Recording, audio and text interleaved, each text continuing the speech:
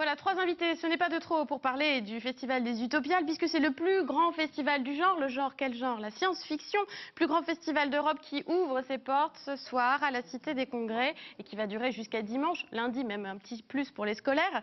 Et on va pouvoir y découvrir la science-fiction dans tous ses états, littérature, BD, cinéma, jeux. On en parle avec nos invités, bonsoir.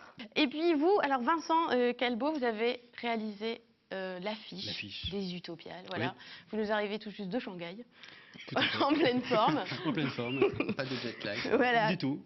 Alors Vincent Calbeau, vous êtes un architecte belge. C'était rare de confier une affiche, l'illustration de l'affiche à un architecte. Je ne sais pas si ça s'était déjà fait. Alors effectivement, on l'avait fait avec Lux Keuten en fait. Ouais. Lux Keuten il y a quelques Un années.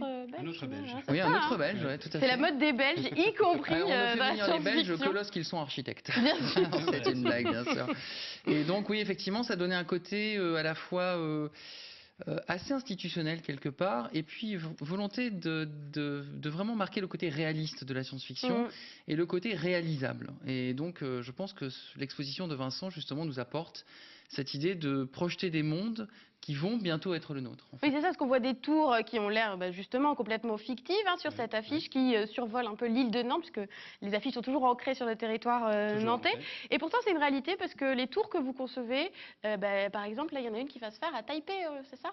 Oui, exactement. Donc sur l'affiche, en fait, c'est un zeppelin vertical qui est représenté. C'est un projet qu'on a développé avec des groupes pétroliers américains pour inventer la mobilité du futur, une mobilité propre, qui est la mobilité post-carbone, qui génère son énergie à partir des algues vertes pour créer de l'hydrogène, donc une énergie qui est renouvelable et qui ne pollue C'est-à-dire qu'on pas utilise nos l'atmosphère. propres déchets pour en faire du Et donc c'est le du but, bien.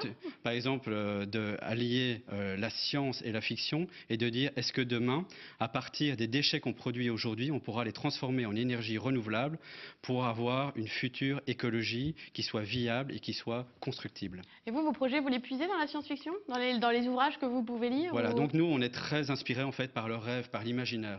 Et on considère que pour travailler notamment à l'international et pour créer autour de nous une grande dynamique d'équipe pluridisciplinaire, on doit commencer par avoir des projets très forts qui nous projettent à 10, 15, 20 ans. C'est-à-dire des utopies concrètes à plus ou moins moyen terme qui nous permettent justement de créer cette dynamique de création vers des bâtiments constructibles. Donc ouais, les Utopiales s'ouvrent à l'architecture finalement cette année. Alors on voit l'exposition, donc votre exposition, Vincent Calbeau, Oui. c'est sur les cités fertiles.